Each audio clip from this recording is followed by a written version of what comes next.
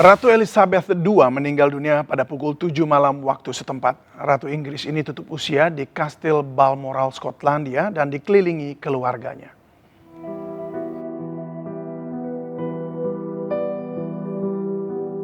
Ratu Elizabeth II meninggal dunia dalam usia 96 tahun.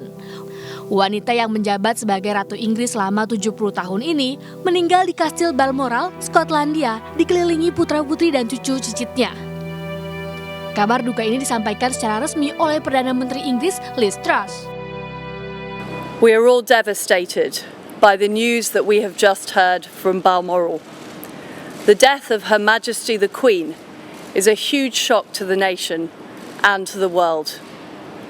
Queen Elizabeth II was the rock on which modern Britain was built. Our country has grown and flourished under her reign.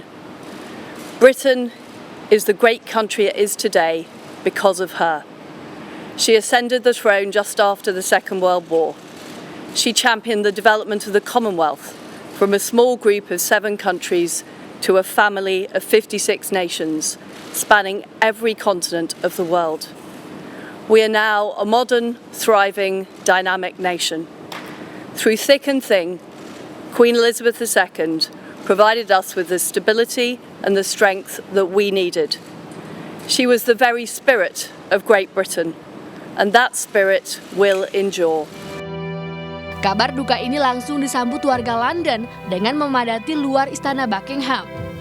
Mereka merasakan duka mendalam dengan berkumpul di depan istana.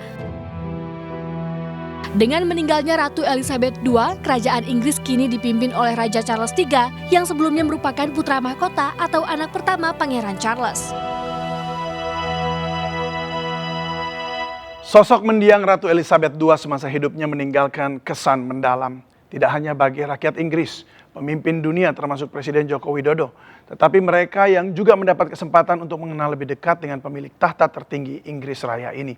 Salah satunya Sir Harry Darsono, desainer adibusana internasional legendaris asal Indonesia yang juga mendapat gelar kehormatan Sir dari Ratu Elizabeth II lewat kontribusinya di bidang sosial, edukatif, seni, desain, musik, psikologi, dan pendidikan.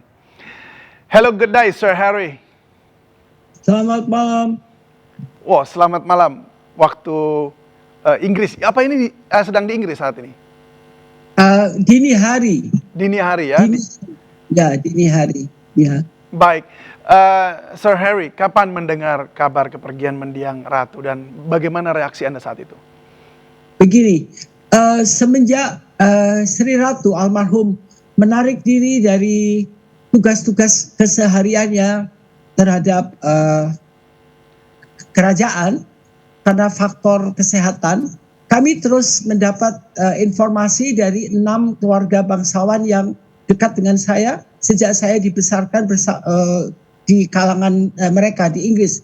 Karena saya memang kenal mereka sudah lama, saya meninggalkan Indonesia tahun 58, tinggal di Paris 14 tahun, dan tinggal di Inggris 22 tahun, kuliah di Oxford, sehingga saya kenal dengan mereka karena saya punya ibu asuh ya, ibu penjamun atau the proxy mother itu adalah dari kalangan bangsawan yang saya tidak pernah tahu pada awalnya bahwa beliau itu adalah neneknya Lady Diana yang terkenal, yaitu Lady Barbara Cartland, seorang novelis, dan adiknya seorang aktris opera di mana saya membuat kostum-kostum opera karya pujangga Shakespeare, dan mereka itu sering ketemu dengan saya selama puluhan tahun, bahkan sampai saya di Indonesia atau di Korea, di Jepang, dimanapun juga selalu masih berhubungan terus selama berpuluh-puluh tahun ini.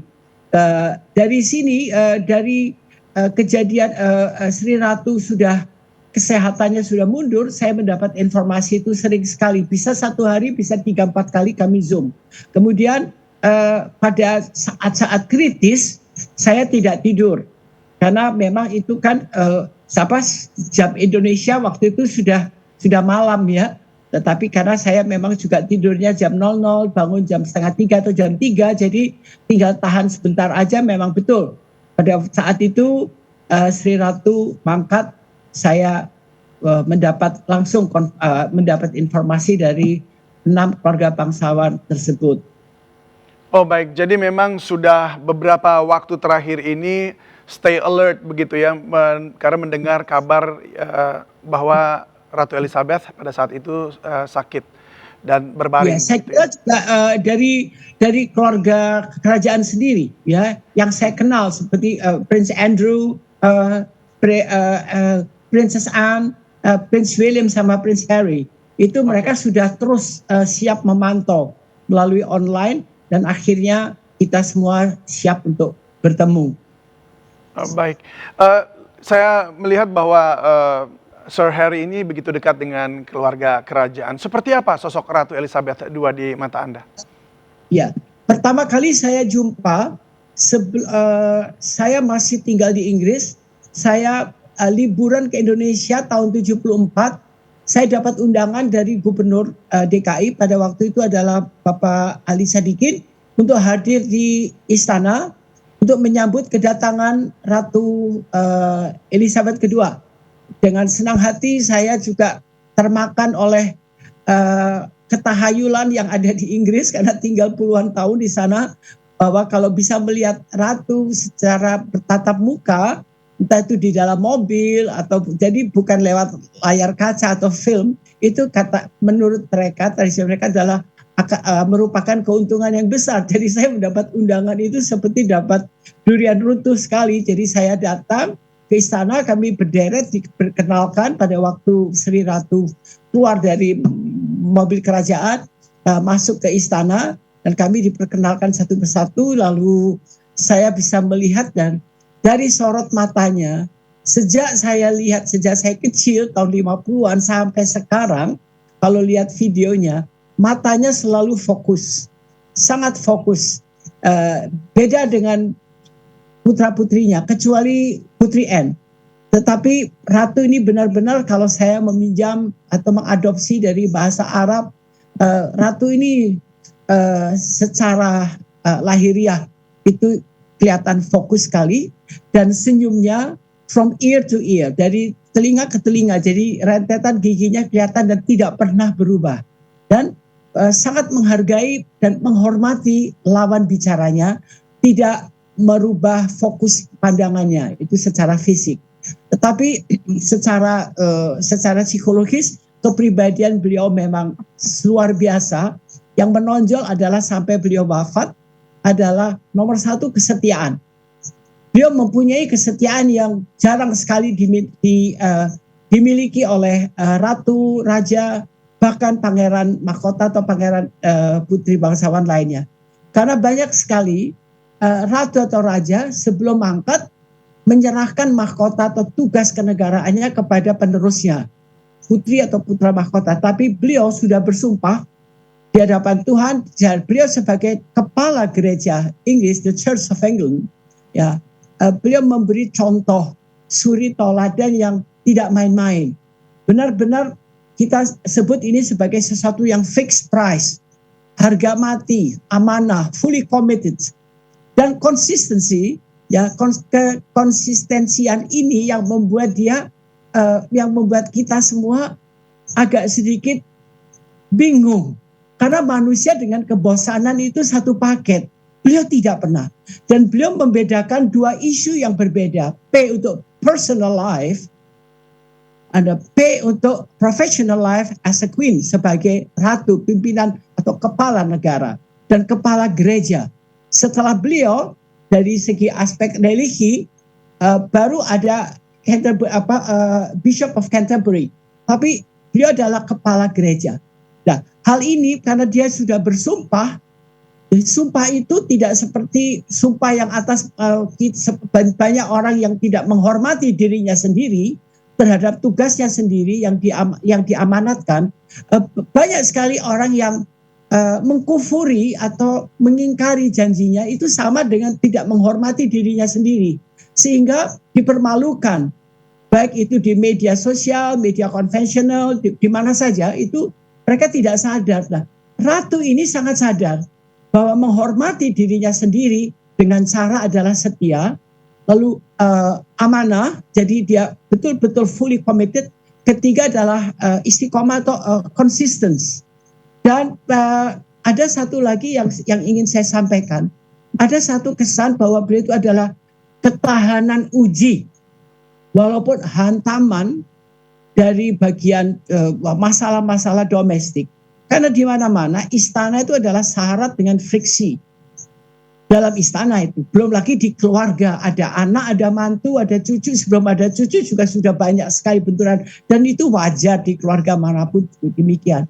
Lalu menghadapi masalah politik luar negeri, perang yang menghabiskan uang banyak seperti dengan Northern Ireland, dengan Irlandia Utara, kemudian diikuti lagi dengan beberapa konflik yang cukup serius, dan akhirnya Scotland memisahkan diri. Kita kemarin melihat beberapa kali penampilan Perdana Menteri Skotlandia seperti tidak percaya, terutama saya yang tinggal di Inggris begitu lama dan sering ke Scotland, dan beliau sendiri wafatnya juga di Scotland, itu memang sudah menjadi di luar dari kerajaan Inggris. Tetapi tetap dalam satu keterikatan kekeluargaan seperti kita dalam NKRI, bermacam-macam, ada Kesunanan Solo, ada ini Cirebon, ada Sunan Delhi, tapi kita tetap satu di dalam republik begitu. Dan mereka juga begitu, dan ini peranan ratu ternyata penting sekali. Kalau saya ingin meneruskan bahwa kalangan anak-anak muda, anak-anak milenial, bahkan anak-anak remaja mengatakan bahwa monarki masih sangat relevan dengan saat sekarang dan yang akan datang. Itu karena peranan ratu yang begitu konsisten. Secara fisik saya lihat pertama kali ini, yang kedua waktu saya menerima gelar Sir, dan yang ketiga dan keempat waktu ada acara kenegaraan yang ada di concert hall, di Albert Hall. Saya melihat sendiri sampai sekarang memang begitu. Jadi tidak mudah untuk dimengerti. Ada orang setangguh itu. T untuk tangguh, T untuk tulus, T untuk tabah, T untuk tegas, T untuk tahan uji, dan TT lainnya. Bahkan dia mengatakan, saya tidak bisa percaya dengan orang itu tidak berlutut, tidak berteluk lutut di hadapan Tuhan. Bukan kayak nafas ini, nyawa ini yang memberi dia. Kenapa kita selalu mengabaikan aspek spiritual, jadi bukan aspek religi.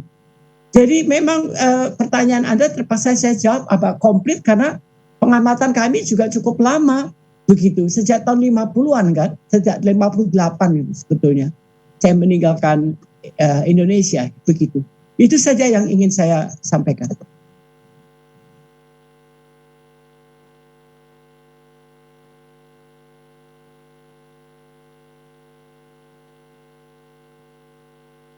Halo. Ada gambarnya Queen Elizabeth di jalan.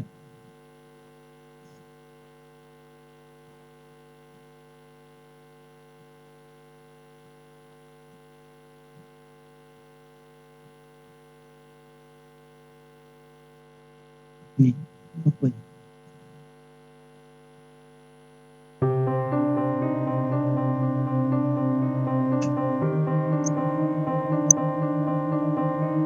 Kepergian Ratu Elizabeth II tidak hanya meninggalkan kedudukan Pak Hari, mohon maaf sebentar Inggris. audio hostnya agak hilang. Penerus kerajaan Inggris yang akan mewarisi tahta menjadi pertanyaan semua pihak. Disebut-sebut Pangeran Charles akan meneruskan kekuasaan kerajaan Inggris setelah kepergian mendiang Ratu Elizabeth. Ratu Elizabeth II merupakan pemimpin terlama yang menguasai kerajaan Inggris selama 70 tahun. Elizabeth Alexandra Mary Windsor lahir pada 21 April 1926 di Mayfair, London Pusat.